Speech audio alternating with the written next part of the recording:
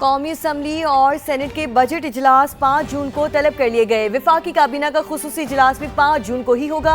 رواں مالی سال کا قومی اقتصادی سروے 4 جون کو جاری ہوگا۔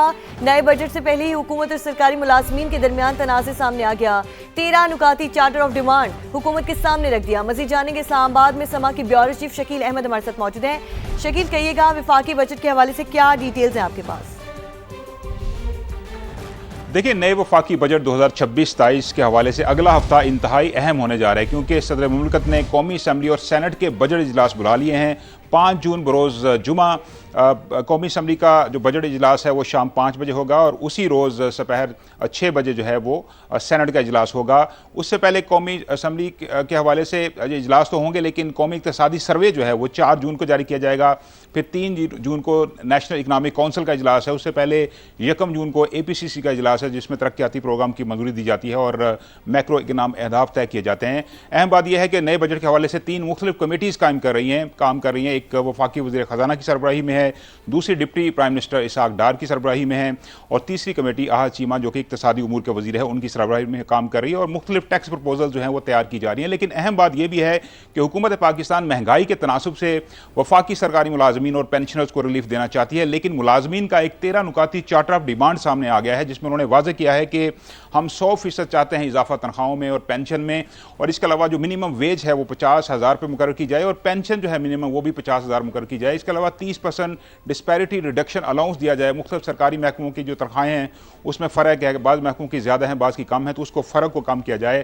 اس کے علاوہ انہوں نے یہ بھی مطالبہ کیا ہے کہ اگر یہ تمام مطالبہ چارٹر آف ڈیمانڈ پورے نہ کیے گئے تو بجٹ سے 1 روز پہلے، یعنی قومی اقتصادی سروے کے روز وہ دھرنا دیں گے قومی اسمبلی سیکریٹریٹ کے سامنے، اس کے علاوہ جو سیکریٹریٹ ہے اس کے سامنے، اور پھر 5 جون تک یہ دھرنا برقرار رہ سکتا ہے اگر مطالبات پورے نہ کیے جائے۔ تو پورا چارٹر آف ڈیمانڈ جو ہے اس کے اندر گریڈ 1 سے 22 تک کے ملازمین کو مختلف الاؤنسز ہیں، conveyance allowance, medical allowance, house rent allowance, اس میں بھی تقریباً 200% اضافے کا مطالبہ کیا گیا ہے۔ ٹیچرز کے اوپر، ان کی سیلریز کے اوپر حکومت نے ٹیکس لگایا تھا۔ محققین جو ریسرچرز ہیں وہ 25% جو ٹیکس ہے واپس لینے کا مطالبہ کیا جا رہا ہے، اور ساتھ ساتھ یہ بھی کہا جا رہا ہے کہ ایسے ملازمین جو کہ وفات پا جاتے ہیں ان کے بچوں کو دوبارہ ملازمت دی جائے، اور جو کانٹریکٹ اور ڈیلی ویجر ملازمین ہیں ان کو بھی مستقل کیا جائے۔ تو اس طرح کا پورا چارٹر آف ڈیمانڈ ہے جو کہ حکومت کے سامنے رکھا گیا ہے۔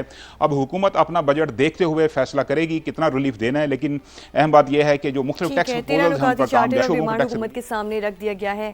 شکیل احمد ہمیں اپڈیٹ کرے تھے، آپ کا بہت شکریہ۔ خطے کام خطرے میں، امریکہ اور ایران پھر آمنے سامنے۔ پاسدارانہ انقلاب کا بوشہر میں امریکی طیارہ گرانے کا دعویٰ۔ امریکی سینٹ کام کی تردید، واضح کیا کہ کوئی امریکی طیارہ نہیں گرایا گیا۔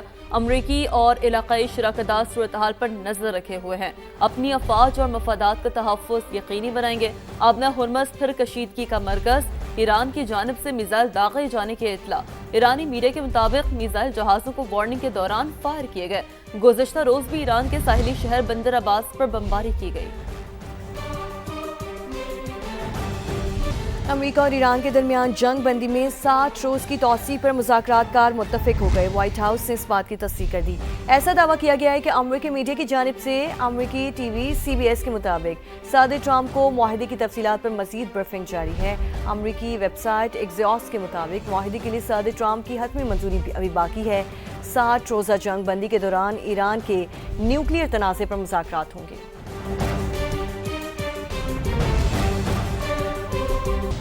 ایسا معاہدہ قبول نہیں کریں گے جو امریکہ کے لیے اچھا نہ ہو۔ امریکی صدر ڈونلڈ ٹرمپ کا فاکس نیوز کو انٹرویو۔ انہوں نے کہا کہ ماہر اور چالاک ایرانی مذاکرات کاروں کے باوجود تمام مضبوط پتے ہمارے ہاتھ میں ہیں۔ مزید کہا ایرانی نیوی اور فضائیہ کو تباہ کر دیا، فوج کو اس لیے چھوڑ دیا کہ وہ نسبتاً معتدل ہے۔ ڈونلڈ ٹرمپ نے تسلیم کیا کہ عراق کو مکمل تباہ کر کے امریکہ نے بہت بڑی غلطی کی۔ ان کا کہنا تھا کہ عراق اور ایران نہیں جانا چاہیے تھا۔ ایران کے پاس جوہری ہتھیار بنانے کی صلاحیت تھی جسے ہم نے ختم کر دیا۔ ایران کے ساتھ معاہدے تک نہیں پہنچے لیکن ہم بہت قریب ہیں۔ امریکی نائب صدر جیری وینس کی میڈیا ٹاک، کہا حتمی معاہدے تک پہنچنے میں کامیاب ہو جاتے ہیں تو ہم آبنہ ہرمز کو دوبارہ کھول دیں گے۔ ایران کی روایتی فوجی صلاحیت کو شدید نقصان پہنچایا، ایٹمی صلاحیت کو بھی کئی برس کے لیے پیچھے دھکیل دیا ہے۔ عالمی منڈی میں خام تیل کی قیمت میں کمی کا سلسلہ جاری ہے۔ امریکی خام تیل کی قیمت مزید 1% گر گئی ہے۔ WTI $88 فی بیرل پر فروخت ہو رہا ہے۔ برطانوی خام تیل 0.9% कमी के साथ $92 फी बैरल पर फरोख्त होने लगा।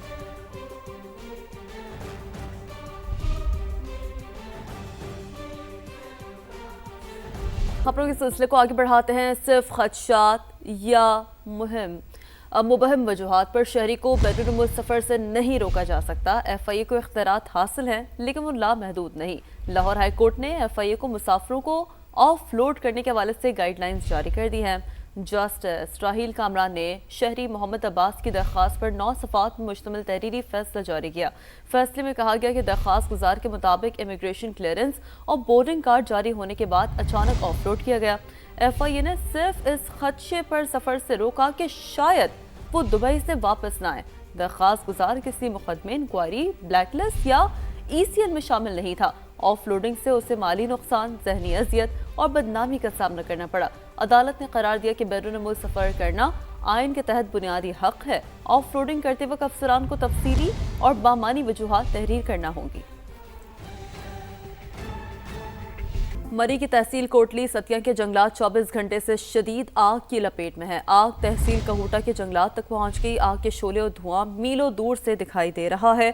तो कोटली सतिया के जंगलात 24 घंटे से शदीद आग की लपेट में है। जंगलात में लगने वाली आग कहूटा के जंगलात तक पहुंच गई है। आग के शोले और धुआं मीलों दूर से दिखाई दे रहा है। जंगली हयात और फलदार दरख्त जलकर राख हो गए हैं। आपको इस हवाले से अपडेट करें। मकामी अफराद और रेस्क्यू एहलकार आग बुझाने में इस वक्त मसरूफ़ अमल हैं। तो कोटली सतिया के जंगलात 24 घंटे से शदीद आग की लपेट में है और जंगलात में लगने वाली आग कहूटा के जंगलात तक पहुंच गई है। आग के शोले और धुआं मीलों दूर से दिखाई दे रहा है। ईरान के साथ माहिदे तक नहीं पहुंचे लेकिन हम बहुत करीब हैं। अमरीकी नायब सदर जेरी वेंस की मीडिया टॉक। कहा, हतमी माहिदे तक पहुंचने में कामयाब हो जाते हैं तो हम आपने हुर्मुज़ को दोबारा खोल देंगे। ईरान की रिवायती फ़ौजी सलाहियत को शदीद नुकसान पहुंचाया। एटमी सलाहियत को भी कई बरस के लिए पीछे धकेल दिया है। आलमी मंडी में खाम तेल की कीमत में कमी का सिलसिला जारी है। अमरीकी खाम तेल की कीमत मजीद 1% गिर गई है। WTI $88 फी बैरल पर फरोख्त हो रहा है। बरतानवी खाम तेल 0.9% कमी के साथ $92 फी बैरल पर फरोख्त होने लगा।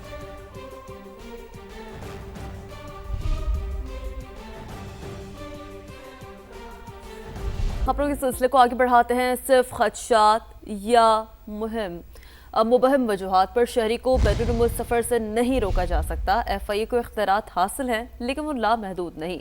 लाहौर हाई कोर्ट ने FIA को मुसाफिरों को ऑफ लोड करने के हवाले से गाइडलाइंस जारी कर दी हैं। जस्टिस राहील कामरान ने शहरी मोहम्मद अब्बास की दरख्वास्त पर 9 सफ़ात में मुश्तमिल तहरीरी फैसला जारी किया। फैसले में कहा गया कि दरख्वास्त गुजार के मुताबिक इमिग्रेशन क्लियरेंस और बोर्डिंग कार्ड जारी होने के बाद अचानक ऑफ लोड किया गया। FIA ने सिर्फ इस खदशे पर सफ़र से रोका कि शायद वो दुबई से वापस ना आए। दरख्वास्त गुजार किसी मुकदमे, इंक्वायरी, ब्लैकलिस्ट या ECN में शामिल नहीं था। ऑफ लोडिंग से उसे माली नुकसान, जहनी अजियत और बदनामी का सामना करना पड़ा। अदालत ने करार दिया कि बैरून मुल्क सफ़र करना आइन के तहत बुनियादी हक है। ऑफ लोडिंग करते वक्त अफसरान को तफसीली और बामानी वजूहात तहरीर करना होंगी।